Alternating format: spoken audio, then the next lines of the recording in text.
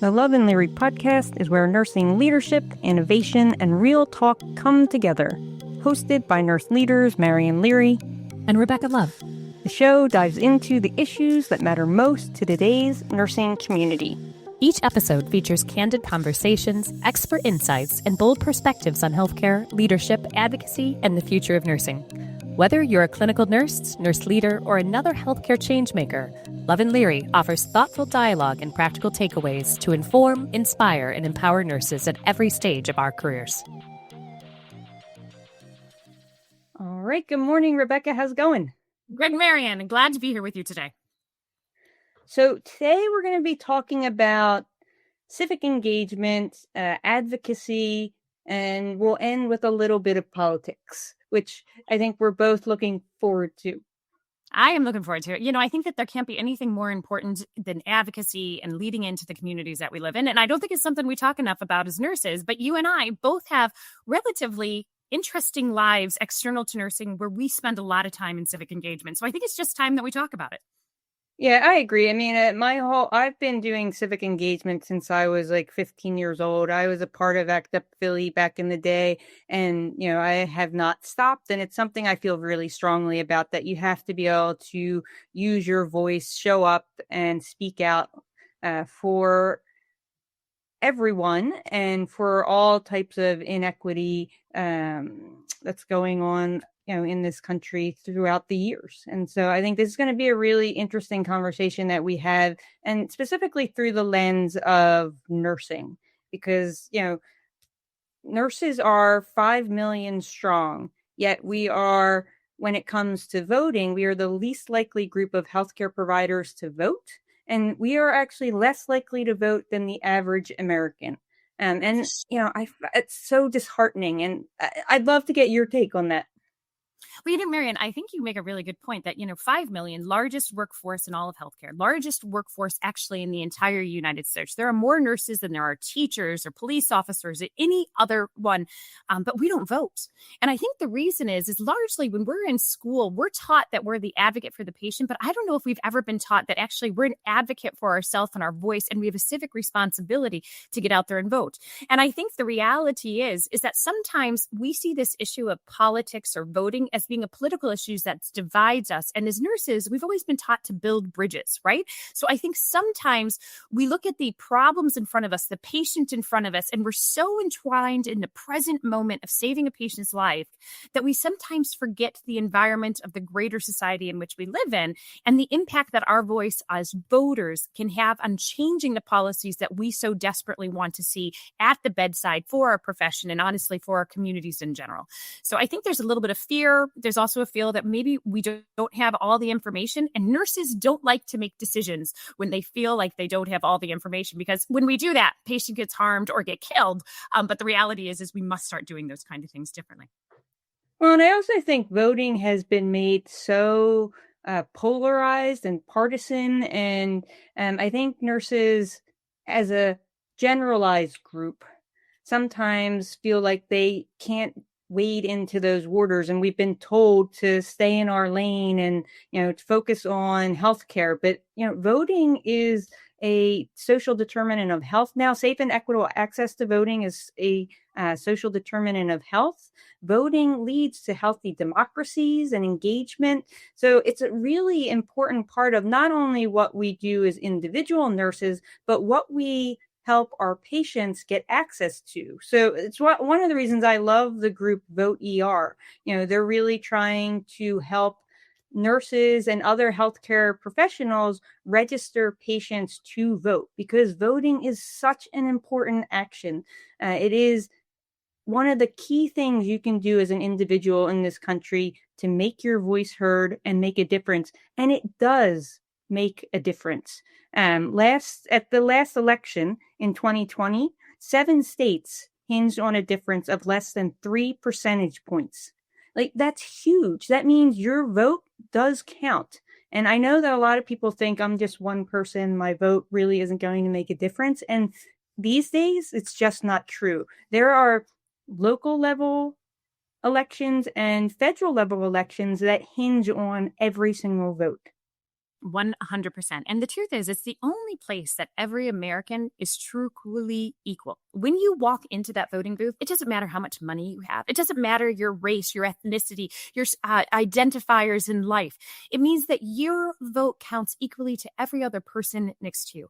And that is the foundation of democracy. That's what makes this country great, is that we are a government for the people, by the people, and we allow for every individual, regardless of denomination, how much money they have, the access to having equal access to deciding the future of our government and the future of this country. So Marion and I feel very strongly, get out and vote. If you want to help others vote, help them register to vote. Go to voter.com and learn how you can help your patients in your hospitals, in your community, sign up to vote. Because the truth is this next election, which we're going to talk about in a little bit, is probably the most important election of our lives. And it's important for us as nurses to have a voice in this conversation. Yeah, I couldn't agree more. And, we have Vote ER scrolling on the bottom. And if you also, as a nurse or a healthcare provider, you're not registered to vote, you need to figure out where your voting site is at. You can go to usa.gov/register to vote. You can find your individual state rules there and learn more about how to register to vote. It could not be easier to vote these days. In a lot of states, you can mail in your ballot. If you don't want to go to your polling station, which I love my polling place. I love voting. I voted in every election. It is one of my most favorite empowering things I can do for my country, is to show up with other people and cast my vote. I love it. I have to tell you guys, and for people who've never voted, what you're exactly describing is when you leave there, I have to tell you, to what Marion's saying, it's this moment where there is pure joy in what you did. You felt like you did something that day that mattered. And I don't know if let's be honest, every day nurses wake up and go in and they do things that matter. But the truth is it's a different kind of mattering for the future of our country. And so I don't want you to fear going and voting. I don't want you to believe all the hype sometimes that makes it look like there's thousands of lines you're never going to get through. But the truth is for the history of our country and for the future of it, we need more nurses voting, and we want you out there doing it. And actually, Marion, I think it's a good time for us to talk a little bit about what nurses are doing in this space around voting and nurses running for office. Because there's a lot of exciting stuff going on. More nurses than ever looking to run for office, more nurses engaging in politics, but still well in the minority of course, the relative to the size of our profession in the country. But there is engagement. So there is this group, Marion, should we dive into Healing Politics? Yes, let's talk about it. Awesome. So Healing Politics group of nurses came together to put bipartisan training together to help nurses learn how to run for office. I had the pleasure of attending their inaugural program down at Duke last year. It was a great group of Republicans and Democrats led by nurses to sit there and say, hey, if you ever thought about running for office, this is how you could do it. And let's talk about that for a second. It's no secret, I am very vocal about my left-leaning politics. But getting your going out and voting and running for office and Healing Politics, that is inclusive of both parties and all individuals who want to make a difference for your country. And I am all about that. I don't care if you're a Republican, Democrat, Independent. If you are out there as a nurse showing up, making a difference, voting, running for office, supporting candidates, I think that is seriously one of the best things you can do, regardless of your political affiliation. So, again, with whether you think that this is all about one side versus the other or not, it's really about us all coming together and showing up for what we believe in to help make this country a better place. Now, yes. That being said, we're going to talk about some of the upcoming election and what we think about that. But in general, really do appreciate when nurses show up and do what's right for this country. Because the truth is, the more nurses in office that we can possibly have, regardless of their political affiliation, the better this country is going to be. Because the truth is, one thing that nurses are going to vote with is they're going to look at the environment in which they're living in, the communities in which they serve, and they're going to look through the lens of the patient and the best outcomes for the future generations of this country. So we're all for nurses running for office, and hence why we're giving a shout out to Healing Politics, which are trying to start and give nurses the confidence that they have the skill sets, not only the skill sets, but actually the right background and exactly the right kind of personalities that we need in Congress today. So we can take right. And who better to run for office? Nurses really understand not just the medical side of it, but really the social public health side of what's going on in our communities. Nurses are working, living in these communities with our patients, with our community members, and really, again, understand what's going on out there. And I say it all the time. I really believe that had nurses been leading the charge with the pandemic, things would have gone very differently. And so nurses have this depth of knowledge and experience that really is unparalleled in many different areas, not just healthcare, because of where we're situated and all the different problems that we deal with on an individual and social level. And so running for office makes so much sense for nurses because we already have that knowledge and experience of what our constituents would be going through. Exactly. And there's civic shout out. A couple for the first time that we're seeing a real contested race. We have Bethany Hall Long. She is the Lieutenant Governor of Delaware. She is running to be governor of the state of Delaware. And in this race, if she gets elected, she will be the first nurse ever elected as a governor of a state. This is a very exciting race. We'd encourage you to look into it. She's very easily accessible. Definitely check her out. And Marion, who else do we know right now that is running for office? Because there's a couple of other really interesting candidates out there that are nurses across the country. Yep. Obviously, Lauren Underwood is running for re-election for Congress, as is Cori Bush, also running for re-election. And then I do want to shout out my colleague and local nurse, Tarek Khan, who is fundraising right now for an upcoming campaign. He's not actively running for re-election right now, I don't believe, but is starting to prepare for a couple years from now. So there are a lot of nurses who are starting to run for these different local and state offices, federal offices. So we really want to support nurses who are, like we said, going out there and really trying to use their professional experience to better lead this country.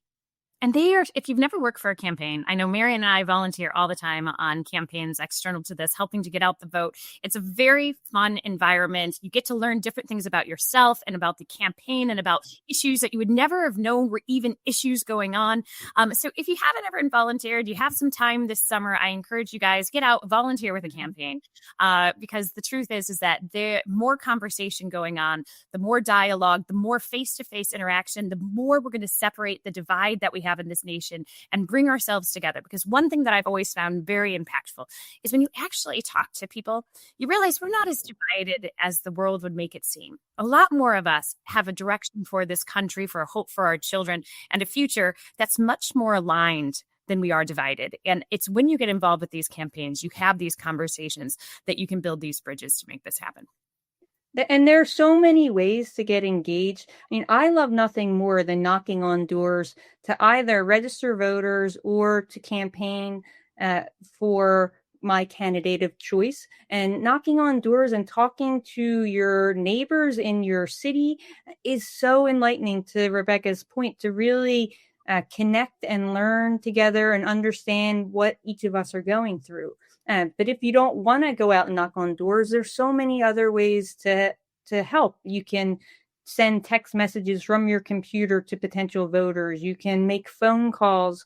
All this stuff happens now remotely from your house. You don't have to leave your couch to do a lot of this stuff. You can write letters to potential voters. There's no lack of ways to get civically engaged and involved throughout the year, really, for other campaigns and positions that you really feel strongly about.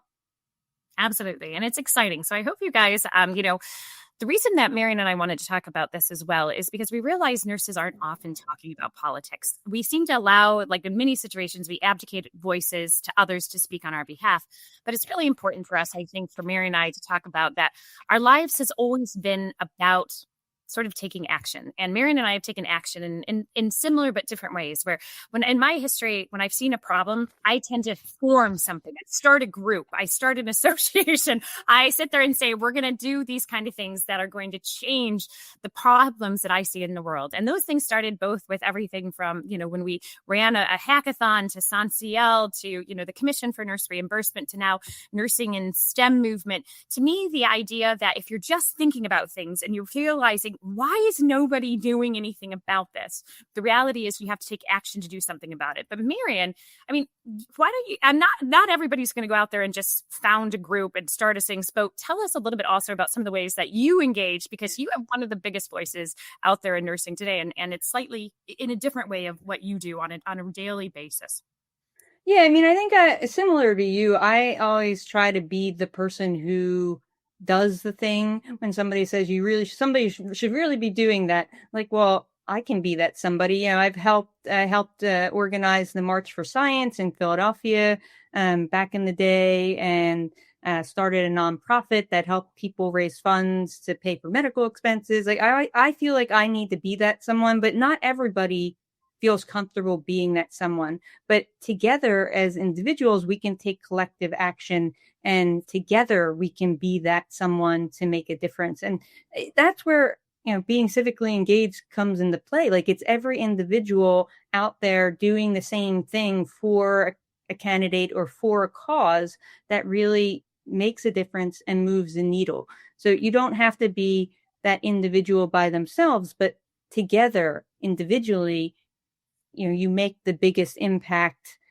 for whatever it is that you're trying to move forward. And so if you feel like you want to do something, but you think you're just one person, there are a lot of other one persons out there who want to do stuff together.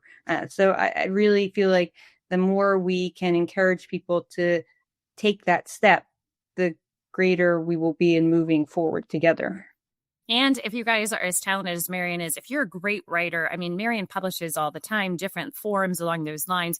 I spend a lot of time on social media talking about issues, but there are ways to engage that makes it either about yourself. If you're like, look, I'm never going to work with a group. So go ahead and get your voice out there by writing op-eds, the pieces. And Marion's really great at examples of platforms that have done those kind of things that have made really substantial impact on our local and I would actually say national communities. Well, I appreciate that. And we're going to talk more about that in an upcoming episode of how nurses can get more engaged using their voices in the media.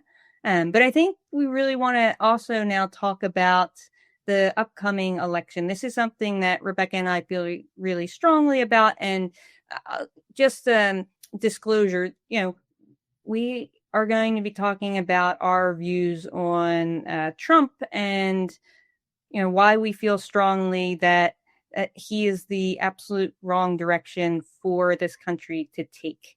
And so, this may not be the views of some of our listeners, some of our followers, but this is something that we feel strongly about, because Trump 2024 win is going to take this country in a direction that I don't think any of us have ever experienced before.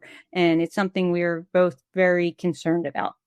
Yeah, and I think this is why we decided to talk about it. I think it's cost us a lot of apprehension to come out and both admit that we are both going to be supporting Biden in this campaign. And we feel that it's important that other nurses do as well. Because I think that what we're recognizing is that the future, as Marion said, under a next generation of Trump leadership and presidency will be one that I don't think any of us are prepared to see or want to see for the next generation of this country. And so we're here to tell you why today Marion and I are coming out to specifically say we need to do this now, because we don't want to look back in hindsight and realize that our voices, the places we sit, if we had a chance to help educate others who are on the fence about campaigns, where we need to go. And so both of us have excerpts from articles that we're going to share below to read about why we've made the decisions that we've had. But if you have specific questions for us, please reach out to us. We know that a lot of people feel strongly one way or the other, and we're all about dialogue here. So if there's some things you want to challenge us on, please reach out to us. But I think that the truth is that we're here to encourage you not only to get out and vote, but to seriously look at this presidential election as one that is going to potentially shape the most important moment in history in our lives. So please get out and vote. And then we're going to talk to you right now about why we're actually going to be supporting the Biden administration's reelection campaign. But Marion? Yeah, and this isn't hyperbole. So, as Rebecca said, there are a lot of articles coming out now about what a second term for President Trump would look like. He's not hiding it. There's no secret. He is talking about turning this country into an autocratic reign. So if you like living in a democracy, that's not going to be what takes place in 2025. He has a plan that he's laid out, and you can check it out yourself and read it. I've read one chapter so far, the Health and Human Services chapter, and it is disturbing to say the least for someone who is in the LGBTQ community, someone who is raising a young, strong female, for someone who believes that immigrants and refugees belong in this country. So, you can check out Project 2025. This is Trump's plan for what will take place during his presidency. And as I mentioned before, and you can read this in an article that came out in the Inquirer last week, it is like this country has not seen before in terms of the plan that Trump has for changing this democracy into an autocratic society. And I think that when you don't understand it, that, if you're wondering what does autocratic means, it means that a democracy is for the people, by the people, in which we govern by the people. Autocratic means that we are a top-down leadership, basically is going to take control of this country. And if I can actually read highlights from an article that I'm going to be sharing as well that Marion's going to share above, it's called The Last Campaign. It was in the New Yorker. And I'm going to read some segments from this for you. In the years since Trump lost the 2020 election and refused to concede, he has been found liable for sexual assault and financial fraud and indicted for attempting to overturn the election and refusing to return classified documents. As his legal challenges mounted, he embarked on a campaign focused on retribution against his enemies. Trump's most alarming comments is his threat to terminate the Constitution, his casual talk of being a dictator on day one, his description of immigrants as poisoning the blood of our country.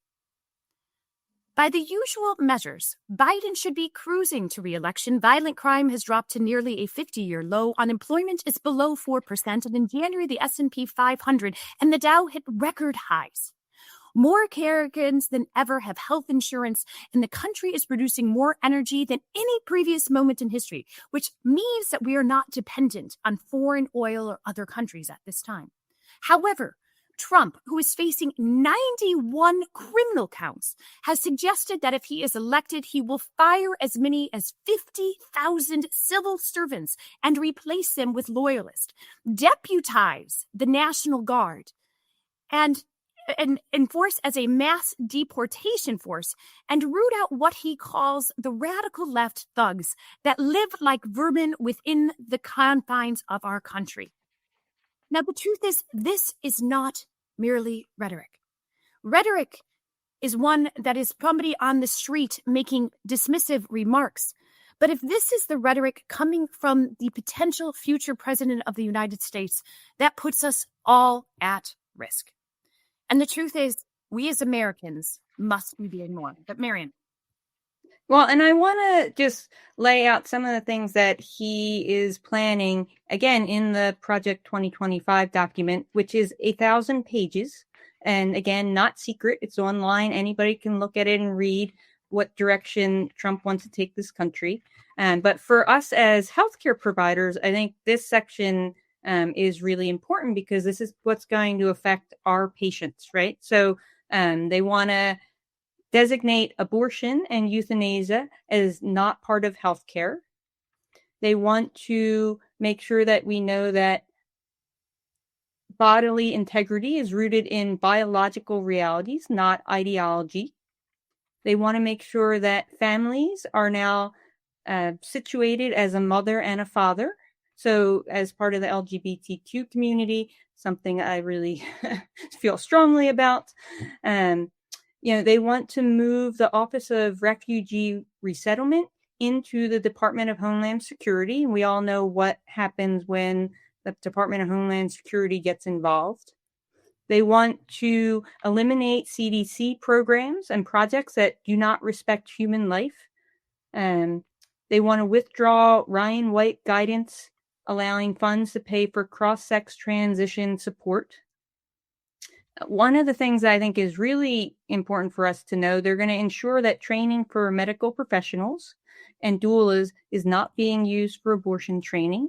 And the list goes on and on. These are things that Trump had been saying in his first presidency, and now he's putting pen to paper and showing us where he's going to be taking this country and the health of our country and of our citizens. And it's something that we both feel very strongly about, that is not the direction for a healthy democracy. I mean, and he does not want a democracy. No, it's rolling back the freedoms for so many different aspects of our population. Less freedom for women, less freedom for LGBTQ communities. All of these are failures. This is backwards.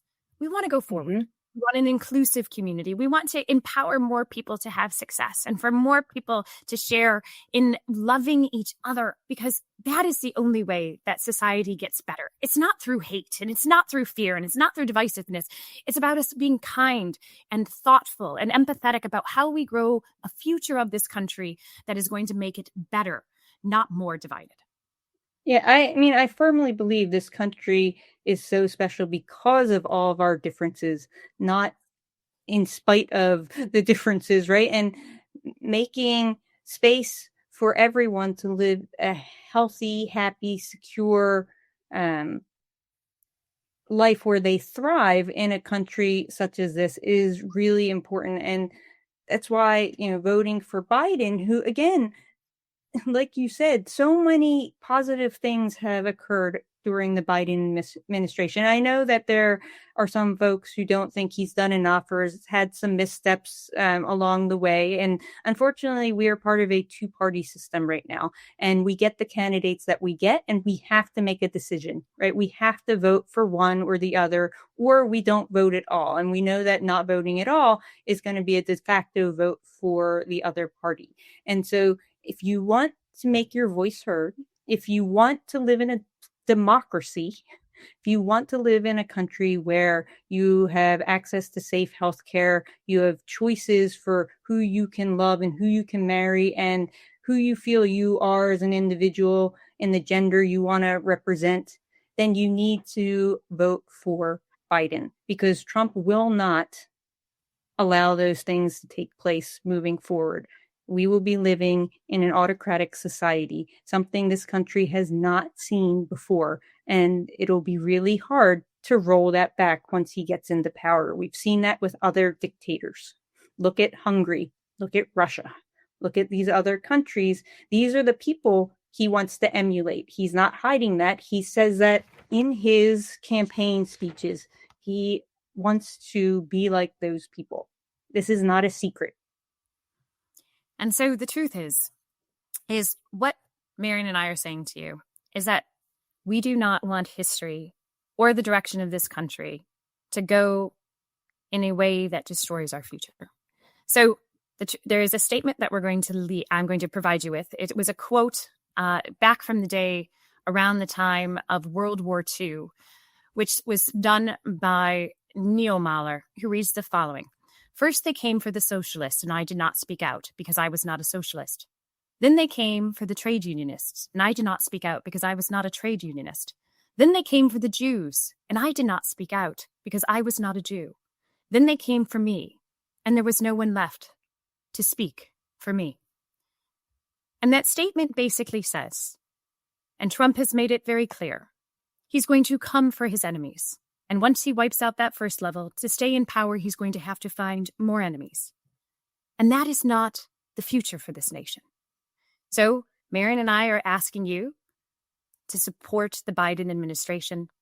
As you saw, we sort of fumbled through this. This is a highly uncomfortable topic for us to talk about publicly on screen. But I hope and thank you for joining us and having this conversation, because the truth is we need to have it. And if we waited, we feel that we could be too late. And we do not want to repeat what happened in Germany during the time of World War II. And we want to make sure that our country doesn't become like Russia or Hungary, because there is no greater country in the world than the United States of America, and it is foundational in democracy. And there is no greater profession that could have a greater effect on the direction this country is going than nurses. A healthy democracy needs engaged, politically active, civically engaged voting nurses. And I hope you all get out, use your voice, register to vote, get engaged, and help us keep this country as a democracy. Thank you for tuning in. We will see you guys next time. Thanks for listening to the Love and Leary podcast. We hope this conversation sparked new ideas, challenged your thinking, and reminded you of the power nurses have to lead change. If you enjoyed this episode, be sure to subscribe, leave a review, and share it. You can find more episodes and join the conversation wherever you do your podcast listening.